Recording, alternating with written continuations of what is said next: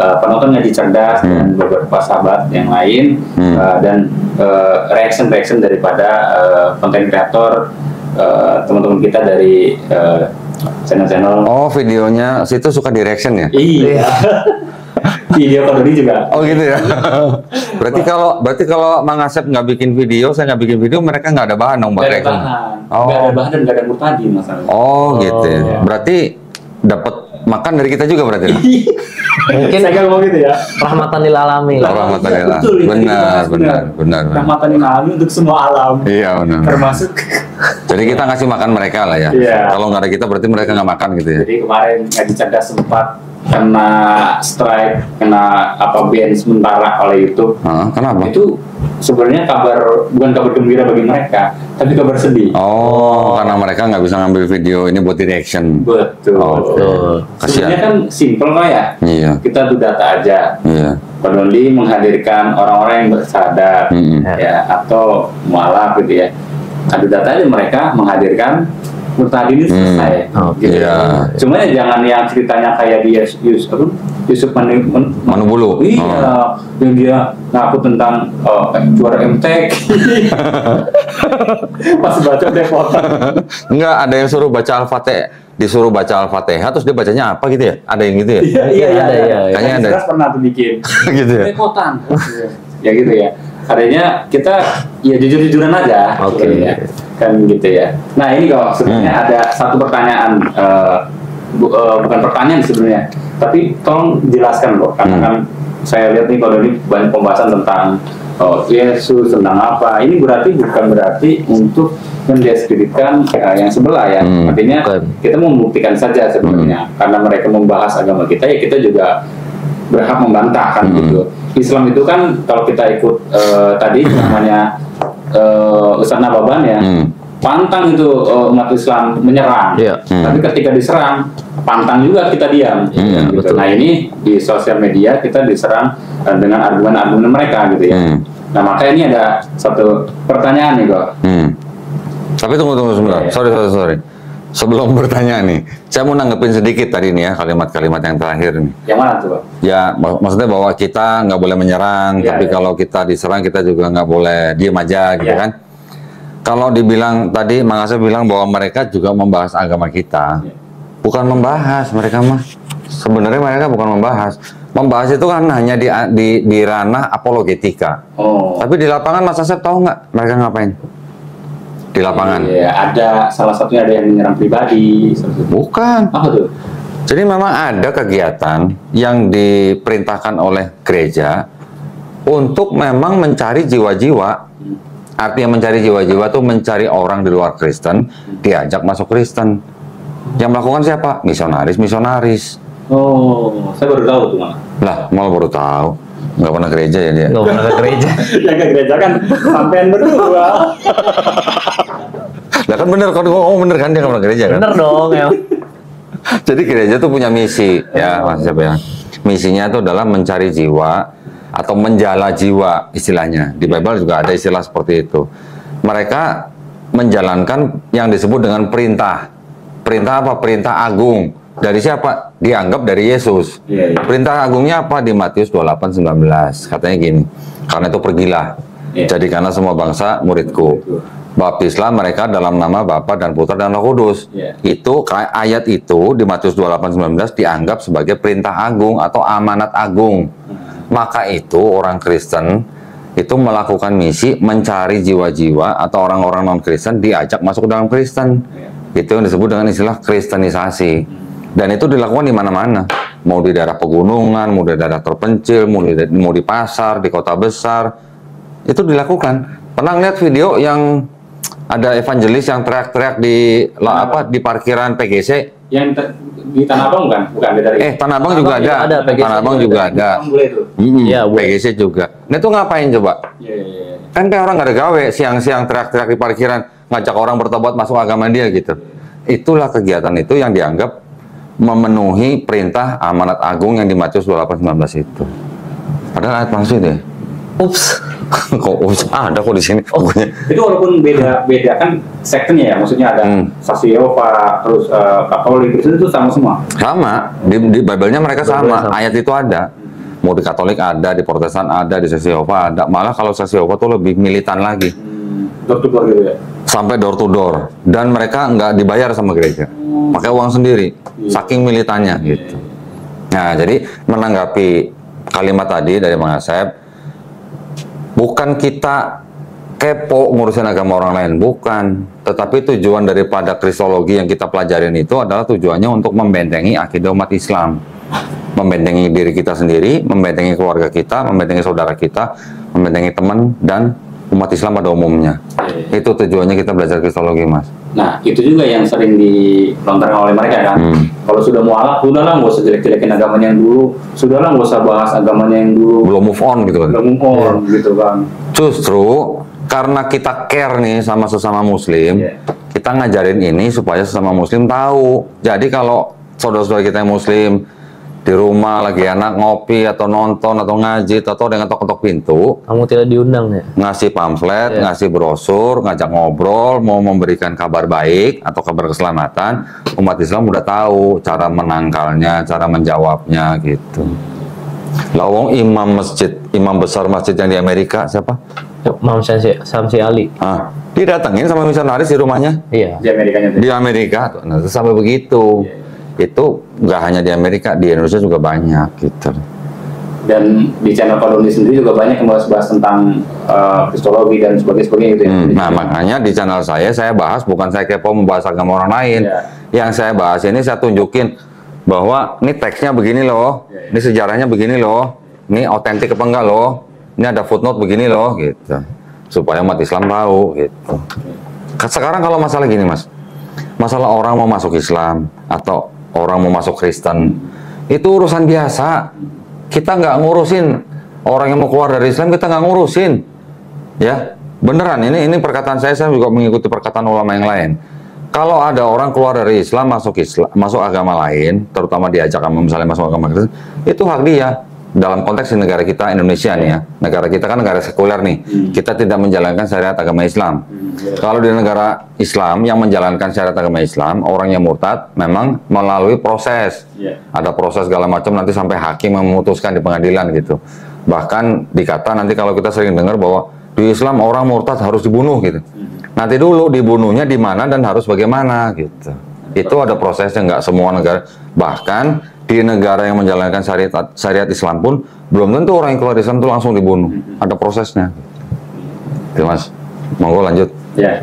Nah, ini pertanyaan utama sebenarnya. Nanti kalau bisa dijelaskan ada turunannya, boleh kok. Supaya ini juga menjadi edukasi buat tadi ya. Nah, kalau Doni, supaya kita semuanya umat Islam, bahkan yang mungkin yang dari lahir dan kita nggak punya sakofanya, punya ilmunya, ini terserahkan oleh Pak Doni dan Bang Coki gitu ya. Ya. Sebagaimana tadi dibilang di apa di anekdotan ke saya, nggak pernah ke gereja ya, nggak pernah. Soalnya saya kan dari lahir. Ya, siapa tahu ya muslim dari lahir kerjanya di gereja kan berarti kan sering ke gereja kan? Iya, betul. Siapa tahu. Kita nggak tahu. Kita nggak tahu. Jadi ini kok, ini mudah-mudahan ini menjadi apa namanya menjadi edukasi ya. Kita nggak mendiskreditkan tadi udah diulang oleh Doni. Yes, itu betul nggak sih tidak menyatakan dirinya Tuhan, Pak? Siapa? Yesus. Yesus Tidak menyatakan dirinya Tuhan. Iya. Kita butuh data valid dari Pak. Kalau saya lihat nih di studio Pak Doni ini ada Alkitab, ada buku apa nih, The Five Gospel segala macam. Banyak. Saya kayaknya pas nanya ke Pak Doni gitu loh. Gitu loh. Ini sebelum dijawab mungkin kita juga harus kasih disclaimer dulu ya. Disclaimernya gini. Orang di dalam negara Indonesia nih, negara Kesatuan Republik Indonesia, kan Kesatuan Republik Indonesia ini kan mengakui 6 agama yang resmi kan. Jadi orang mau mengakui Tuhannya siapa, dengan cara memandang bagaimana, itu kan haknya dia. Setiap warga negara dilindungi hak untuk memeluk dan menjalankan agama dan kepercayaannya masing-masing. Oke, ini saya cuma kasih disclaimer. Jadi siapapun mau percaya Yesus Tuhan, itu hak dia loh, dia berhak loh. Kita nggak boleh menghalangi hak orang untuk mempercayai Yesus Tuhan di agama Nasrani ya, Protestan atau Katolik. Itu hak yang dilindungi oleh negara. Tetapi kalau bicara di dalam dialog lintas iman atau dialog lintas agama, Yang kita harus bicarakan juga kita tidak boleh menafsirkan agama orang lain, menafsirkan kitab suci orang lain, nggak boleh. Dalam arti begini, di teksnya kitab suci Kristen misalnya, memang tidak pernah tertulis Yesus mengatakan aku adalah Tuhan sembahlah aku gitu, tidak ada. Itu teksnya nggak ada, oke? Teksnya nggak ada. Tapi menurut yang mempercayai Yesus Tuhan, mereka mempercayai bahwa banyak ayat-ayat di dalam Bible yang sama yang mengindikasikan bahwa Yesus adalah Tuhan gitu. Itu pertama. Yang kedua juga masalah penerjemahan. Masalah penerjemahan itu juga bisa menjadi isu kalau penerjemahannya ternyata hanya cocok dengan mereka atau hanya mengikuti kaidah bahasa mereka gitu. Kaidah bahasa mereka itu artinya dalam arti mengikuti teologi mereka gitu. Kalau mengikuti kaidah bahasa Indonesia misalnya, atau kaidah bahasa teks aslinya misalnya Yunani atau Ibrani atau bahasa Arab misalnya, itu nanti ada bisa beda pengertian antara orang yang percaya dan orang yang tidak percaya. Contoh misalnya, kalau Mang Asep kata Tuhan, Tuhan ya, T-U-A-N, sama kata Tuhan, T-U-H-A-N, menurut Mang Asep itu artinya sama atau beda? Kalau menurut saya beda. Beda. Bedanya apa? Kalau Tuhan itu kan yang bos kita, majikan kita. Tuhan. Tuhan. Ya. Kalau Tuhan ya yang disembah. Sesembahan. Oke. Kalau bedanya Tuhan sama Allah, apa bedanya? Ya, Tahu nggak? bagi saya sama Tuhan, sama-sama yang disembah. Iya. Tapi kalau Tuhan dan Allah, Allah adalah Tuhan. Tapi Tuhan kan belum tentu Allah. Ya, betul. Betul. Ya. Sekarang kalau Tuhan itu nama atau bukan? Nama ya? Bukan. Bukan dong. Bukan. Tuhan. Itu kan jabatan, Iya. gelar, Gelar. sebutan. Allah itu adalah nama daripada Rob kita. Ya. Di Qurannya ada. Ya, jadi bedanya Tuhan sama Allah. Kalau untuk orang Islam beda. Tuhan adalah sebutan umum, General name. atau gelar, atau title. Kalau tulisan Allah atau kita baca Allah itu adalah nama daripada Tuhan kita dalam bahasa Arab, gitu. Ya. Itu bedanya. Nah, kalau tadi Mang Asep bertanya, ada nggak Yesus mengatakan bahwa dia Tuhan? Tadi saya bilang, di dalam teks kitab bahasa orang Kristen tidak ada kata Yesus berkata, aku adalah Tuhan, sembahlah aku, nggak ada. Tapi kan tadi saya bilang, menurut mereka yang percaya Yesus adalah Tuhan, mereka mengatakan bahwa banyak ayat-ayat lain di dalam Bible yang sama yang mengatakan bahwa Yesus adalah Tuhan, gitu. Nanti kalau mau dibahas satu-satu bisa. Ya, mungkin yang lebih detail di channel Pak Doni nanti ya. Enggak, di sini juga nggak apa-apa. Ini nggak terlalu lama kok. Ya. Ini kan artinya masih umum lah. Ya. Kayak Coki juga bisa ngejelasin. Wes. Enggak, karena ayat-ayat ini umum, yang umum dipakai di dalam hal dialog lintas agama. Ya. Ya, contoh misalnya ayat-ayat di dalam Bible yang dianggap sebagai indikasi ya bahwa Yesus adalah Tuhan, itu yang paling kelihatan adalah di Yohanes 1 ayat 1. Ya, Yohanes 1 ayat 1. Ya kan? Ya. Pada mulanya adalah firman. Yang mereka anggap firman itu adalah Yesus. Firman itu bersama-sama dengan Allah. Dan firman itu adalah Allah. Jadi karena firman itu Yesus, firman itu adalah Allah, mereka menganggap Yesus adalah Allah. Itu salah satu ayat yang paling sering dipakai, yang mana untuk mereka itu adalah bukti bahwa Yesus adalah Tuhan. Oke? Di situ kan firman Allah. Firman adalah Allah. Terlepas daripada penerjemahan yang mungkin menurut sebagian orang seperti buat kita nih kurang tepat karena urutan dan segala macam. Kan ini kan dari bahasa Yunani ke bahasa Indonesia kan. Terlepas dari itu, kita juga bisa sanggah bahwa itu bukan indikasi bahwa Yesus Tuhan. Ataupun kalau mau dianggap itu sebagai indikasi bahwa Yesus Tuhan, ternyata kalimat-kalimat seperti itu adalah adopsi dari filosofi Helenisme. Pernah dengar nggak? Orang Yunani, bangsa Yunani kuno, percayanya siapa Tuhannya? Ada dewa Zeus. Dewa Zeus ini dewa yang tertinggi, celamitan. Ya. Celamitannya apa? Menghamili perempuan ini punya anak Perseus, menghamili perempuan ini punya anak Hercules, menghamili perempuan ini. Jadi banyak anaknya di mana-mana dari perempuan yang beda-beda gitu. Dewanya adalah dewa Zeus yang dianggap dewa paling tinggi. Perempuannya adalah manusia. Anak daripada manusia dan dewa Zeus ini disebut setengah manusia, setengah dewa. Ini salah satu bagian daripada budaya Helenisme disebutnya. Salah satu nama dewa mereka juga namanya Helen ya kalau nggak salah ya. Helen ya. Gitu. Jadi itu disebut sebagai budaya Helenisme ya, yang tumbuh subur kira-kira beberapa abad sebelum tahun Masehi. Sebelum masanya Yesus berarti. Sebelum ada Yesus gitu loh. Setelah ada Yesus juga masih subur Ya. filosofi itu gitu. Nah, yang ngomong siapa? Kalau itu ayat tadi itu disebut sebagai Helenisme filosofi. Yang ngomong Bible ternyata, bukan kita. Ada ya berarti? Ada. Detail itu. Nabre. Ada buktinya. Jadi Nih. biar nggak disangkain asumsi aja. Iya, saya nggak mau ngomong asal ngomong tanpa data. Ya. Saya baca di sini. Ini New American Bible. Nah, ini Bible-nya namanya New American Bible. Bible ini Bible versi untuk Amerika. orang Kristen di Amerika. Ada. Tapi layout tata letaknya itu kalau di Indonesia sama nggak? Sama. Oh, sama. Sama. Apa namanya?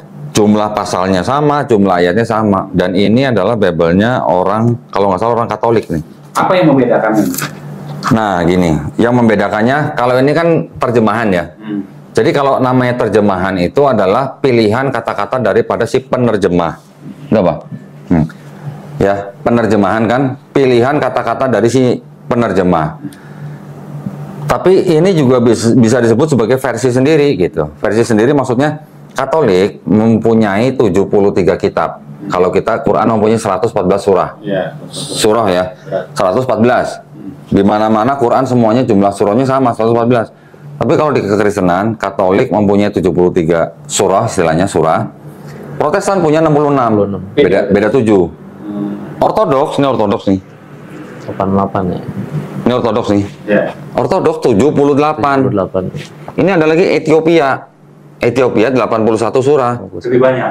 Lebih banyak. Beda-beda. Jadi ada beberapa jumlah surah yang di Katolik diakuin, di Protestan tidak diakuin, ternyata di Ortodoks malah tambah diakuin lagi lebih banyak, di Ethiopia lebih banyak lagi gitu. Nah, jadi kalau di kekristenan dalam Bible itu bisa versi banyak, versinya dalam arti beda jumlah kitabnya. Ya. Ya. Otomatis kan kalau jumlah kitabnya aja berbeda, berarti jumlah ayatnya juga berbeda kan. Tapi kalau di Quran jumlah surahnya sama, semuanya 114. Jumlah ayatnya sama nggak? Sama sebenarnya, cuman sistem penomorannya yang berbeda. Misalnya yang Mushaf Hafs, dia menggunakan sistem penomoran ayat itu, misalnya kalau kalimat basmalah diberi nomor. Nanti ada Mushaf Wares, misalnya ada yang tidak diberi nomor. Jadi hanya masalah sistem penomoran, tapi jumlah ayatnya sama, jumlah suratnya sama, 114 surah gitu. Iya. Itu kalau Katolik beda. Nah, ini tadi balik lagi nih. Ini adalah John, ya. John 1:1. John chapter 1 verse 1. In the beginning was the Word, and the Word was with God, and the Word was God. Ini ada tanda nih, di bawah ada catatannya. Ini adalah Hellenistic philosophy. Yang tadi itu ya. Jadi yang ngomong bahwa ini adalah adopsi Hellenistik bukan saya, ini loh yang ngomong. Gitu.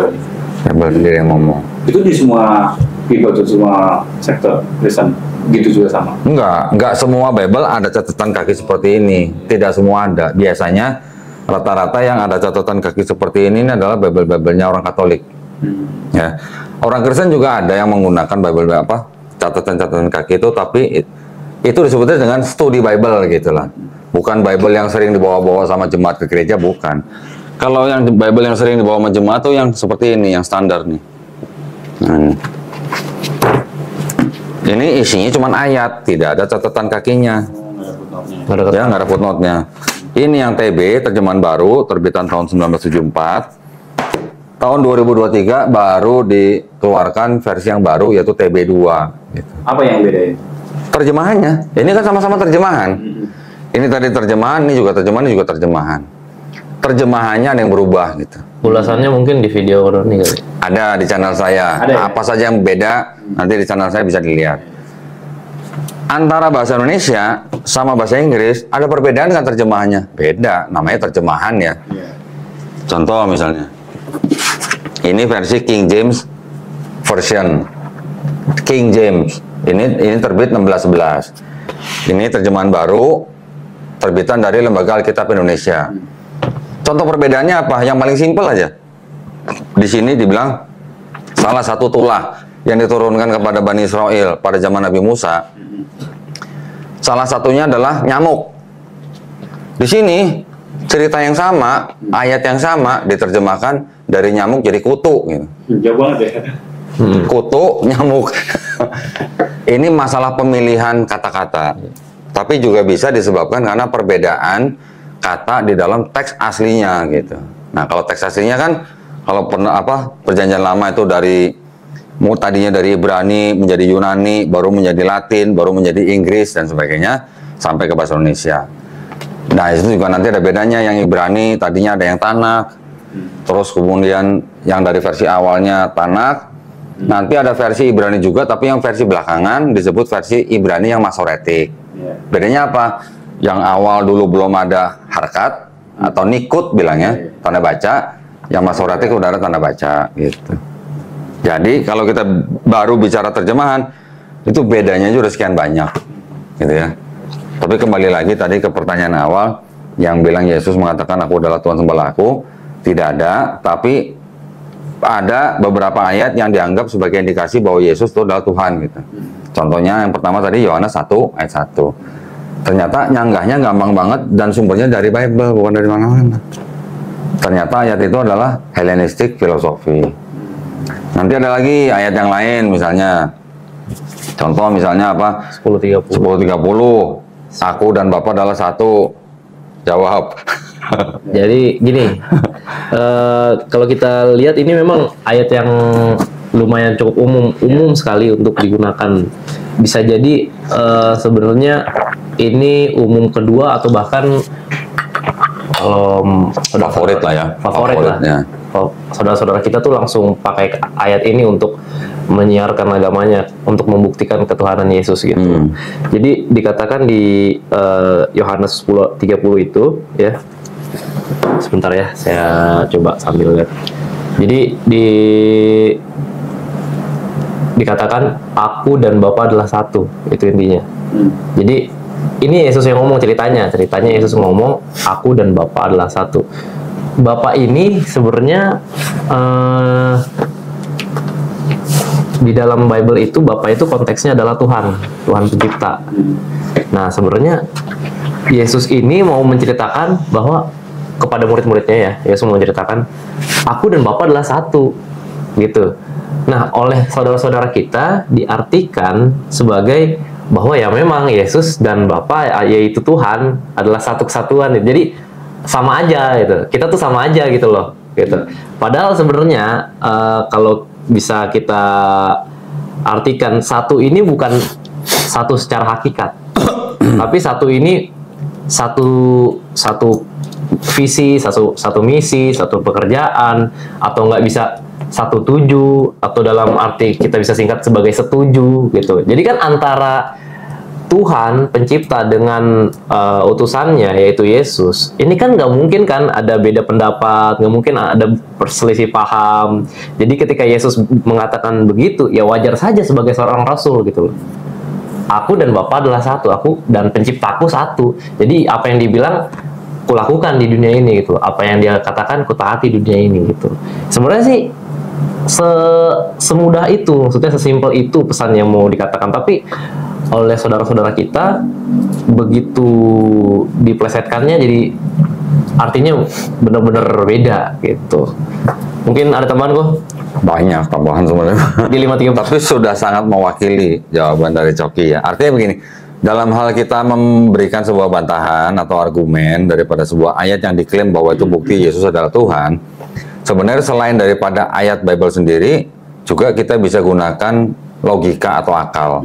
Ya, contoh, sekarang kalau orang Kristen bilang Yesus dan Bapa adalah satu, makanya Yesus itu Tuhan, ada ayat lain yang mengatakan bahwa aku tidak dapat berbuat apa-apa dari diriku sendiri. Aku menghakimi sesuai dengan apa yang aku dengar, dan penghakimanku adil, sebab aku tidak menuruti kehendakku sendiri, melainkan kehendak Dia mengutus aku. Mengutus. Berarti Yesus utusan. Iya kan? Iya dong. Iya. Kalimatnya kan jelas. Iya.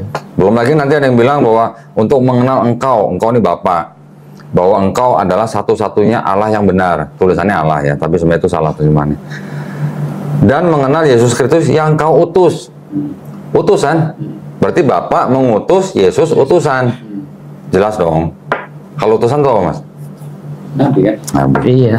Di ayat lain nanti di Yohanes 13:16, Yesus mengatakan seorang hamba tidak lebih tinggi daripada tuannya. Seorang utusan tidak lebih tinggi daripada yang mengutus. Berarti jelas kan, harusnya kan? Jelas. Nah, kalau tadi dalam konteks aku dan Bapa adalah satu, dianggap Yesus adalah Tuhan. Di lain sisi, Yesus bilang Yesus hanya utusan. Kemudian Yesus tidak dapat berbuat apa-apa selain apa yang dia dengar. Kemudian di ayat lain, Yohanes 17:21-23, Iya. Yesus juga minta sama Bapa supaya murid-muridnya satu dengan Yesus, sama seperti Yesus satu dengan Bapa. Kalau orang Kristen mau mengatakan karena Yesus bilang aku dan Bapa adalah satu, makanya Yesus Tuhan, berarti orang Kristen juga harus menuhankan murid-murid Yesus dong. Karena murid-muridnya juga satu dengan Yesus, sama seperti Yesus satu dengan Bapa gitu loh. Akal nggak? Itu kan hanya dengan logika kan? Makanya sebenarnya maknanya itu bukan ketika Yesus mengatakan aku dan Bapa adalah satu, bukan kita satu gitu. Kita satu entitas, bukan. Justru karena itulah Yesus juga berdoa kepada Tuhan bahwa ya Bapa tolonglah satukanlah aku dengan murid-muridku. Maksudnya sama juga, supaya Bapa, supaya Tuhan, Yesus dan murid-muridnya nih satu visi, satu pekerjaan, satu tujuan, kompak lah umpamanya gitu. Sebenarnya itu Satu tujuan. iya, karena ini kan mereka sedang bermisi ya, dakwah untuk ya mentauhidkan Palestina lah gitu umpamanya. Bani Israel. Ya, Bani Israel lah umpamanya ya kan. Ya tentu kalau ada namanya suatu pekerjaan, misi kita kan harus satu visi nih, kompak nih. Kan maksudnya itu loh, sebenarnya sesimpel itu. Ada lagi. Kalau dibilang Yesus bilang aku dan Bapa adalah satu, maka Yesus adalah Tuhan. Waktu di atas kayu salib Yesus bilangnya Eli Eli lama sabatani. Allahku mengapa kau meninggalkan aku? Katanya satu. Itu tapi ya istilahnya apologetika gitu lah ya. Jadi dari penjelasan Pak Doni sama Bang Yofi, Yesus itu dibaptis nggak sih? kalau di Bible Yesus baptis. Baptis. Yang baptis ya, Pak? Yohanes Pembaptis. Yang baptis ya, Pak? Nggak ada. Berarti Tuhan dibaptis ya? Iya, justru itulah. Saya pernah ngomong sama Pak Ustadz Menem Ali bahwa Yohanes Pembaptis itu punya mujizat, bisa membaptis Tuhan gitu. Iya, makanya pertanyaannya maksudnya bukan Tuhan itu dibaptis loh. Maksudnya kok lebih ada yang lebih tinggi lagi. Jadi gimana ya? Kalau di dalam konteks, misalnya kita membaca Bible, ya, dengan kita tidak mempunyai dogma atau doktrin tertentu, kalau nggak punya doktrin tertentu, baca Bible, sebenarnya jelas Yesus Nabi, Yesus utusan, Manusia doang gitu. Cuman manusia gitu.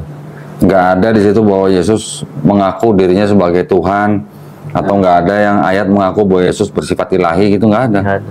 Kalau kita tidak punya dogma dan doktrin yang sudah ditanam gitu, kosong lah istilahnya, kosongan gitulah, orang luar gitulah, outsider. Gitu. Berarti kalau orang baca Alkitab di sampingnya Pak Dondi ya, itu bisa masuk Islam berarti ya? Bisa, Insya Allah. Kalau nggak punya doktrin ya. Iya, maksudnya kalau orang punya doktrin, polos saja baca, itu bisa jadi bisa. Tadi kan saya bilang masalah penerjemahan ini juga bisa menjadi masalah.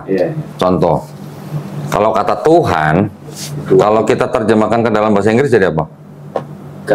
God. Ya kan God kan? Di mana-mana kalau kita baca God dengan huruf G besar, kita terjemahkan ke bahasa Indonesia jadi Tuhan kan? Tapi di Bible, khusus bahasa Indonesia, kata God itu diterjemahkan menjadi kata Allah. Oh, jauh ya, jadi Jauh kan? Beda maksud gitu loh. Tapi menurut penerjemah LAI itu memang maksudnya benar begitu menurut mereka. Jadi kan maksud itu sudah tidak sesuai dengan kaidah bahasa Indonesia. Dan juga tidak sesuai dengan kaidah bahasa Arab. Ya. Maksudnya gini, maksudnya gini. Kata God kalau kita terjemahkan ke bahasa Indonesia jadi kan Tuhan. Sedangkan tadi saya bilang kalau kata Allah atau Allah itu sebenarnya adalah nama daripada si Tuhan ini gitu. Tuhan yang cuma satu yang Maha Pencipta gitu. Sedangkan setelah God ada lagi kata Lord. Lord. Kata Lord ini diterjemahkan ke bahasa Indonesia jadi Tuhan di Bible yang baru ini. Tapi kalau di Bible yang lama kata Lord itu diterjemahkan jadi tuan. Tuan, T-U-A. Mau lihat? Boleh. Ada. Mungkin kalau ini kan nggak bisa di zoom kok. Nggak bisa ya? Itu disebutkan pasal apa ya? Iya, Ya. silakan. Biar sahabat di rumah bisa buka. Ya.